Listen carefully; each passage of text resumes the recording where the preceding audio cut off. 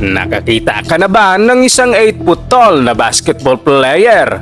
Sa ngayon, pataas na ng pataas ang mga NBA players. Sina Zach Edey at Victor Wembanyama ang current tallest sa liga na may taas na 7'4", habang ang tallest player sa NBA history ay si George Muresan na may taas na 7 feet 7 inches. Pero kahit sila ay mangliliit kapag ikinumpara sa college player na si Olivier Ryu na isang 7'9" at posibleng maging tallest NBA player ever kapag na-drop. Pero teka, may isa pang player na mas matangkad sa kanya. Ito si Aviodun Adegoke, also known as Big Naija. May taas na 7'11", pero hindi yung convenience store. Sa clip na ito, kasama si Shaq na may taas na 7'1", ay parang normal na tao lang sa tabi ni Adegoke ang higante. Para patunayan ang height niya, nag-post pa si Adegoke ng video kung saan sinusukat niya ang kanyang height at nag-share rin ito ng clips kung paano niya dinadakot ang bola gamit lang ang dalawang daliri, sumasalo ng pasa at mag-jump shot gamit ang isang kamay. Pero kahit kaya mong mag-dunk nang hindi tumatalon, hindi pa rin yan sapat para makapasok sa professional level.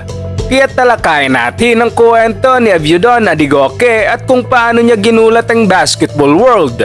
Gaano ba ito kagaling? At pwede ba siyang maglaro sa NBA? Nagmula si Aviodun Adegoke sa Nigeria na lumaki sa buhay na puno ng kahirapan. At sa bawat araw, ang kanyang height ay nagiging challenge para mamuhay ng normal. At dahil mas mataas pa siya kaysa sa kanilang kisame sa bahay, hindi siya makatayo ng tuwid, dahilan para magkaroon ito ng noticeable hunchback. Sa murang edad, nahilig siya sa basketball na nagsimula lang sa pagpapractice sa DIY hoop sa kanilang bakuran. Kapag naglalaro ito ay madalas siyang nakayapak dahil hindi kaya ng kanyang pamilya na bumili ng size 53 na sapatos. At halos imposible ring humanap ng ganitong size sa buong Nigeria. Kaya ang ginagamit niya ay tsinelas na gawa sa plastic at gulong ng truck. Nagbago ang buhay ni Adegoke nang mapansin siya ng college basketball coach ng isang international college sa Nigeria. Namangha ito sa laki niya at nirecruit siya bilang walk-on sa team. Nakita nila ang kanyang potensyal na sinasabing sa edad na 16 ay nasa 7 feet na ang taas niya.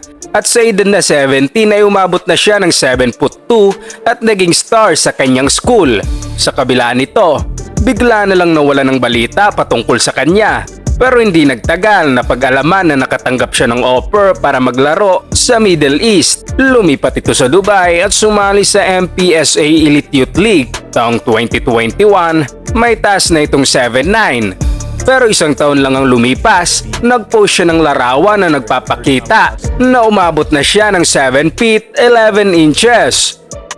Sa loob ng court ay talagang kakaiba ang presensya niya.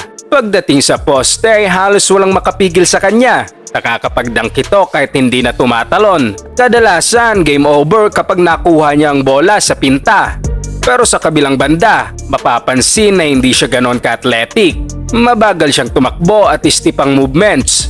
Delikado rin ang legs niya sa mga high-intensity plays. Hindi rin maganda ang kanyang shooting technique at madaling mapigilan kapag nadepensahan na ng multiple players. Kaya't kahit sobrang tangkad niya, malayo ito sa NBA level basketball. Sumikat si Big Naija nang mag-viral ito taong 2021 nang i-share ni Shaquille O'Neal ang video niya sa MPAC Youth Basketball League sa Dubai.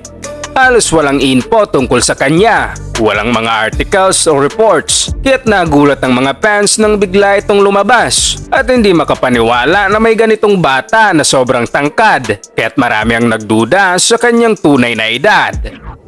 Sa ilang African countries, common ang age fraud dahil sa poorly regulated birth records. Pero minsan, ang mga agent mismo ang deliberate na nagmamanipulate ng edad para sa mas maraming opportunities. Sa kaso ni Adegoke, naglaro na siya sa Nigeria at sa South Sudan bago pa dumating sa Dubai. Posibleng orchestrated ito ng kanyang agent para gawin siyang project player. at planong ipasok siya sa US High School program para magkaroon ng high school basketball experience. Sinasabing sa panahong ito, nasa 16 to 18 years old na siya pero walang legit report sa eksaktong edad ni Adegoke.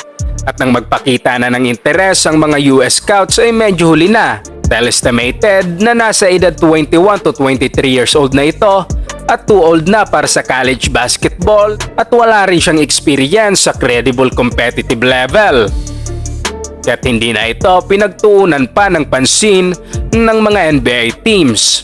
Hindi tulad ng ibang Giants, kagaya ni Olivia Ryu o Taco Paul, hindi siya agad na-identify at na-train ng maaga sa elite US prep schools o colleges. Wala rin siyang access sa professional coaches, strength and conditioning experts at top facilities. Bukod dito, problema din ang kanyang pangangatawan na medyo deform at may hunchback kaya hindi ito magiging akma sa elite basketball level. Lumaki siya na naglalaro lang ng nakapaa sa low-level local competition sa Nigeria, missing formative years ng high-level training.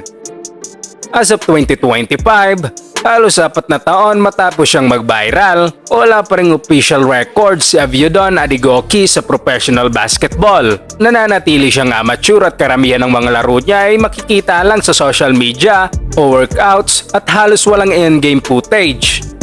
Si Big Naija ang patunay na hindi sapat ang heights sa larong basketball kung walang training at proper development para maabot ang full potential sa paglalaro. Huwag kalimutang mag-like at subscribe para sa mas marami pang sports kwento.